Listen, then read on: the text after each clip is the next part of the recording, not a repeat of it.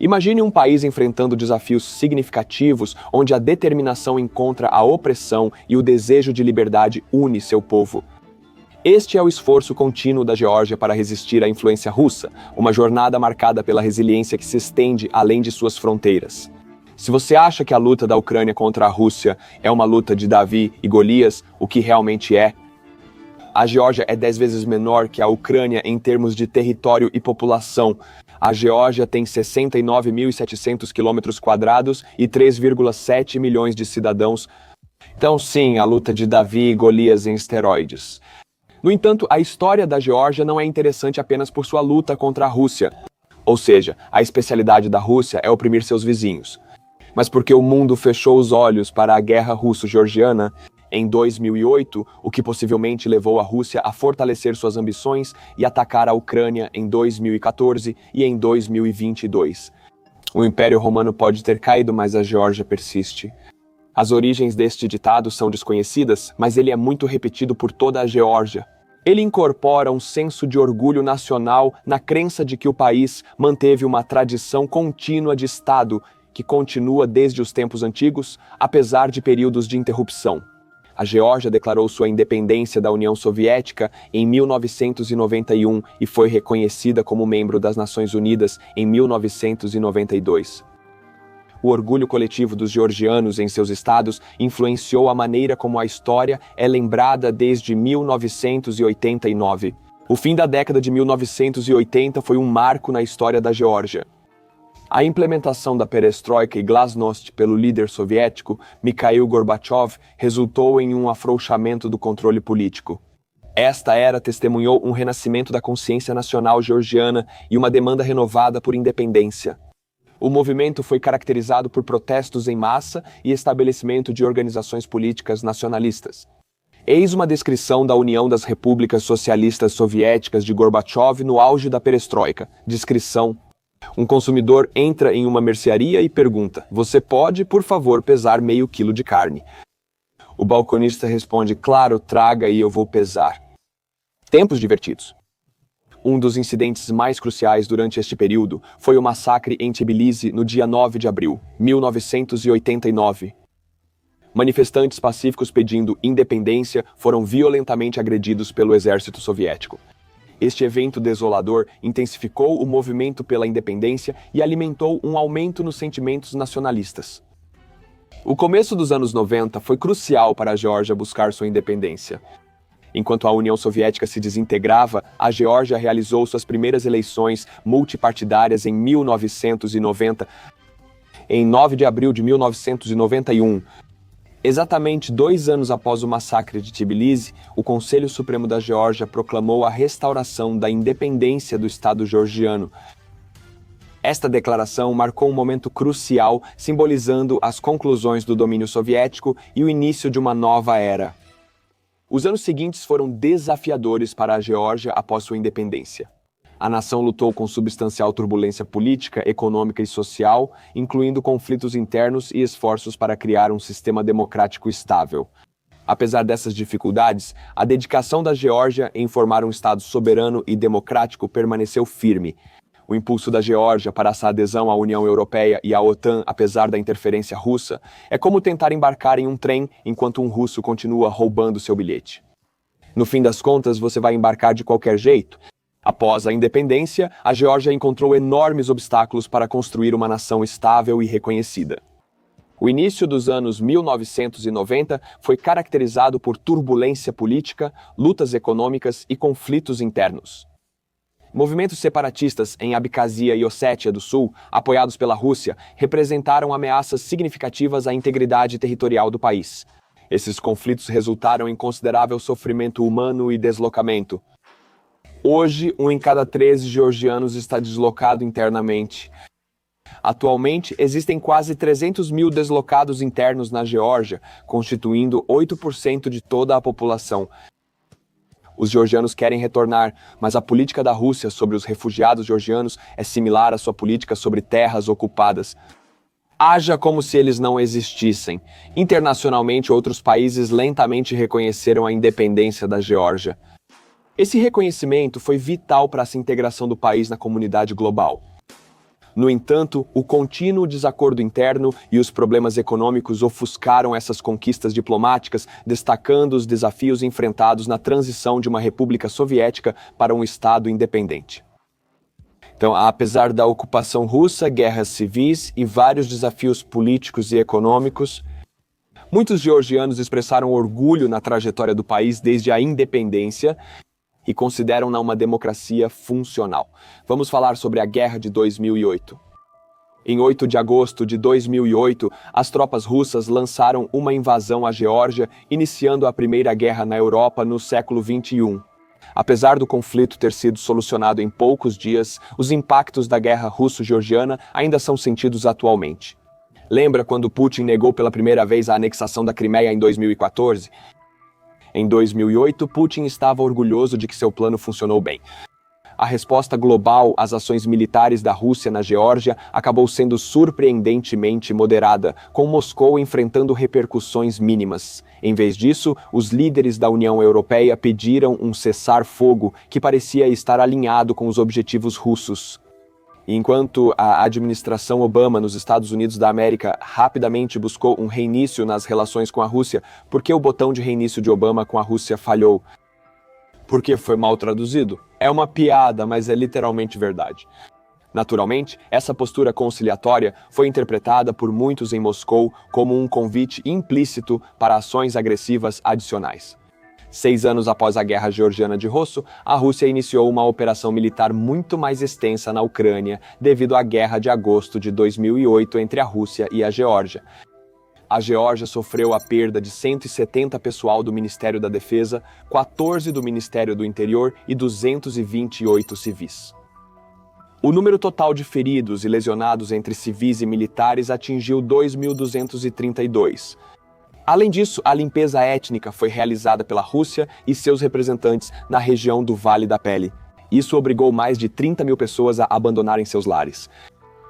A maioria de suas casas foi deliberadamente incendiada para impedir seu retorno. A política externa pró-ocidente de Tbilisi e as aspirações de aderir às estruturas europeias são vistas pelo Kremlin como uma ameaça significativa à segurança. A ascensão de um sistema democrático na Geórgia contrasta fortemente com o regime autoritário da Rússia, podendo inspirar outras nações. Putin considera a Geórgia parte da esfera de influência da Rússia e a expansão da OTAN é percebida como um ato hostil contra a dominância da Rússia na região. Consequentemente, a democratização da Geórgia e seus crescentes laços com a OTAN levaram ao descontentamento do Kremlin.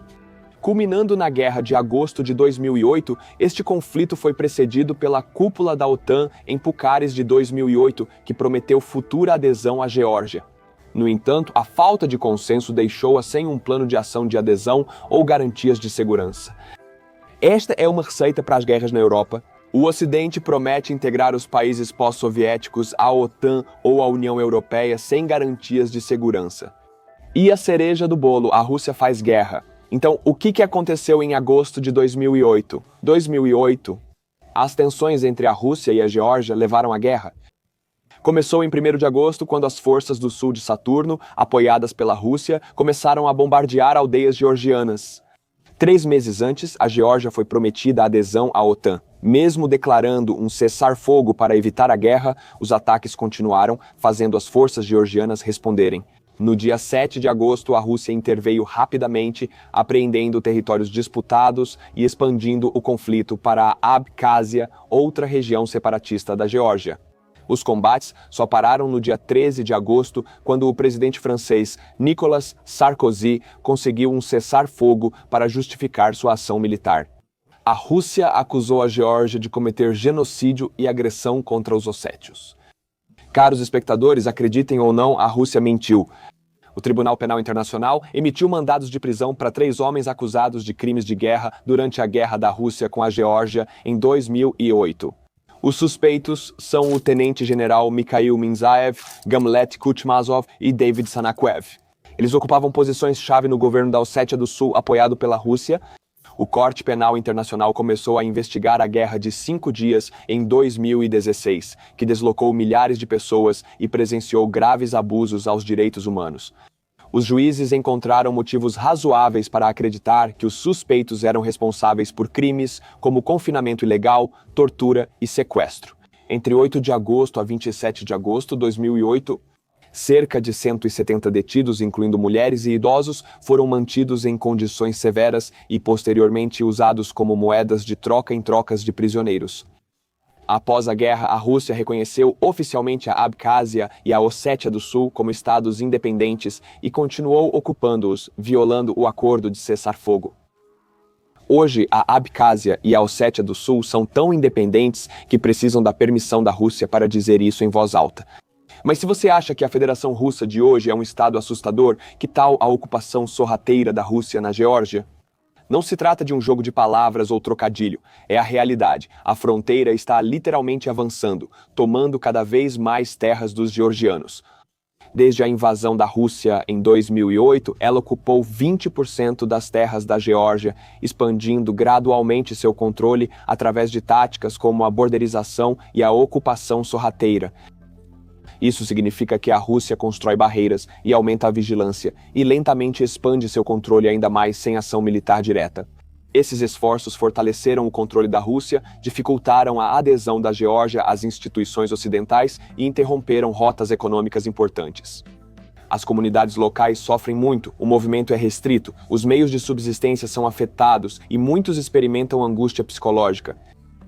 Além do controle territorial, a Rússia usa essas táticas como uma forma de guerra híbrida, visando enfraquecer a soberania da Geórgia e bloquear seu caminho em direção à integração ocidental.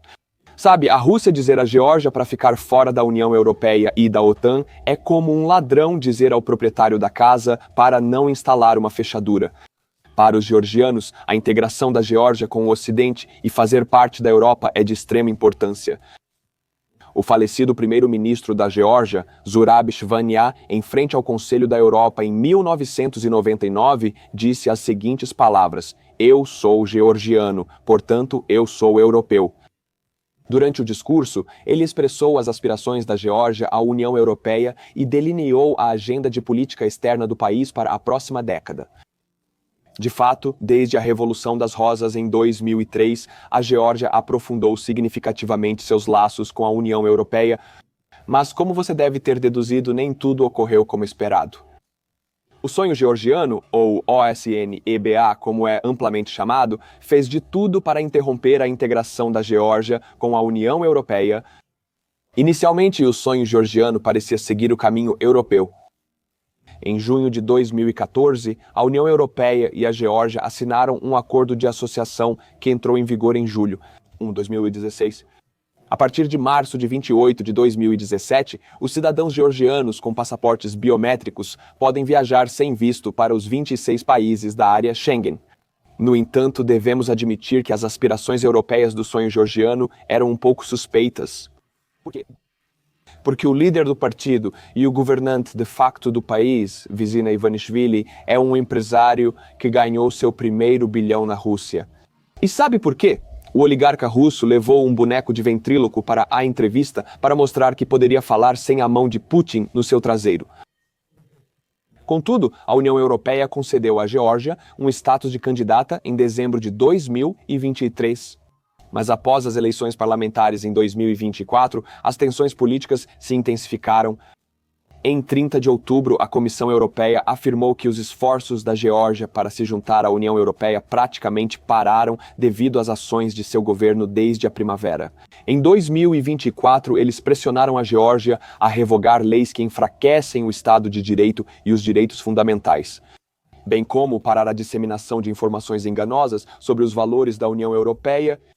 A primeira onda de protestos foi causada pelos resultados da eleição porque muitas pessoas na Geórgia pensaram que o sonho georgiano os falsificou. Especialistas eleitorais e analistas de dados detectaram anomalias na votação sugerindo possível fraude. Essas irregularidades, apelidadas de conto russo, se assemelham a padrões vistos no referendo constitucional da Rússia em 2020. Apesar dos relatos de violações, o partido governante Sonho Georgiano e a Comissão Eleitoral Central negam irregularidades, enquanto a oposição e o presidente rejeitam os resultados.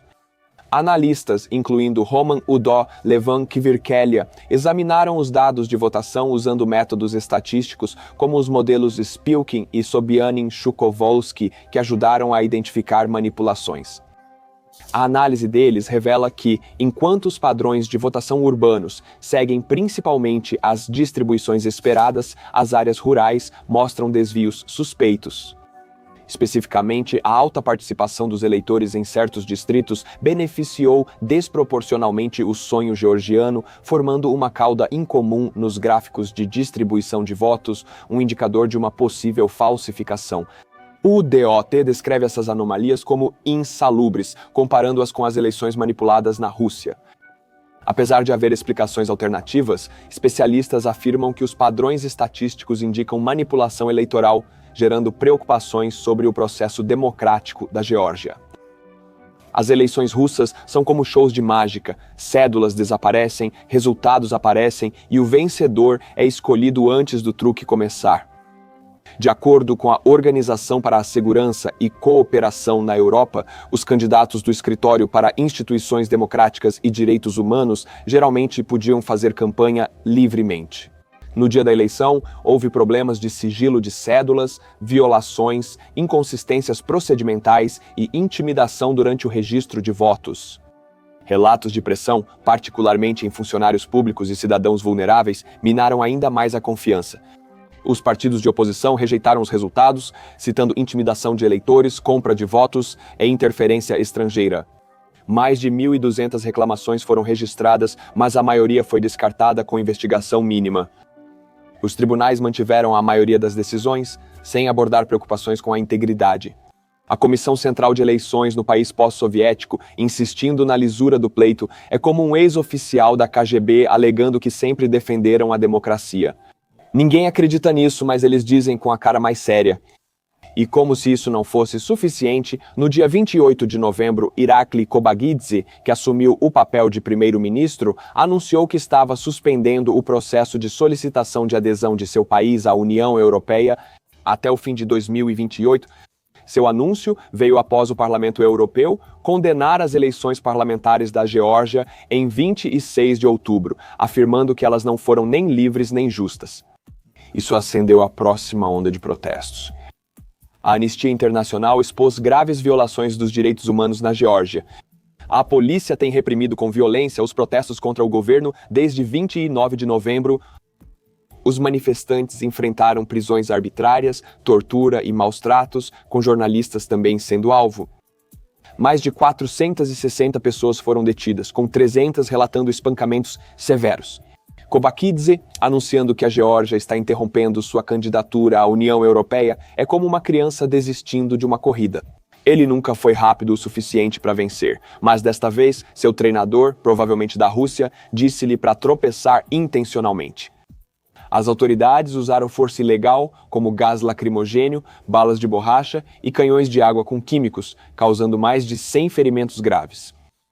A anistia verificou abusos sistemáticos, incluindo confissões forçadas e negação de cuidados médicos. Manifestantes detidos descreveram serem espancados em vans policiais escurecidas e pressionados a assinar confissões pré-escritas sob ameaça. Indivíduos mascarados agrediram tanto manifestantes quanto jornalistas com a cumplicidade da polícia.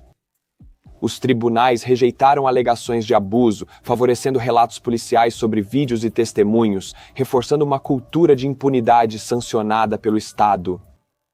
Um jornalista de televisão e um cameraman enfrentaram violência de atacantes mascarados enquanto reportavam manifestações pró-União Europeia na Geórgia. A repórter Maka Sikladze, da rede pró-oposição televisão Pirveli, foi agressivamente jogada ao chão enquanto o cameraman Georgi Chetiruli levou um chute na cabeça em uma rua lateral. Eles estavam cobrindo a 10ª noite consecutiva de protestos pró-União Europeia generalizados. Lukashenko e Putin podem estar felizes, pois tal violência é típica de seus regimes. Porque Putin e Lukashenko tratam protestos como más notícias, eles simplesmente os suprimem. O sonho georgiano tem usado cada vez mais o sistema de justiça criminal para suprimir protestos e discordâncias. As recentes emendas à lei sobre assembleias e demonstrações limitam severamente a liberdade de reunião e expressão. introduzindo multas altas e estendendo a detenção administrativa para 60 dias e descriminalizando apelos públicos para violência e resistência à polícia. Penalidades severas para protestos não autorizados, incluindo multas por usar máscaras ou lasers, concedem às forças da lei amplos poderes para deter manifestantes. Os organizadores têm mais responsabilidade. As manifestações espontâneas são limitadas e é necessário permissão prévia.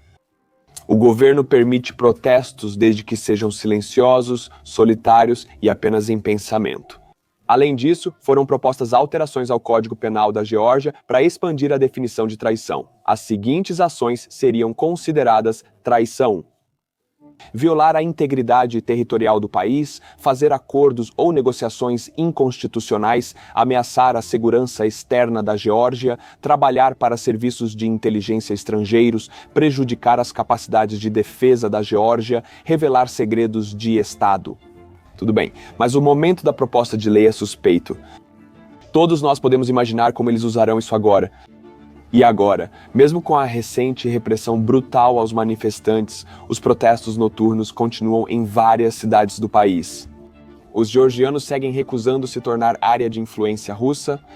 Desde a sua independência, o país demonstrou inúmeras vezes que quer ser livre. Os georgianos seguem pagando o preço final por seu futuro. Até agora, nem a Rússia, pelas mãos do partido governante, recuou de seus planos para submeter a Geórgia. Porém, só o tempo dirá se eles atingirão sua meta ou fracassarão como os soviéticos. Amigos, obrigado por assistirem a esta análise e por confiarem seu tempo a mim. Até meu próximo vídeo na segunda-feira ou até o próximo especial para membros no sábado. Mantenha-se legal, Slavo, rainha você, e tchau, tchau.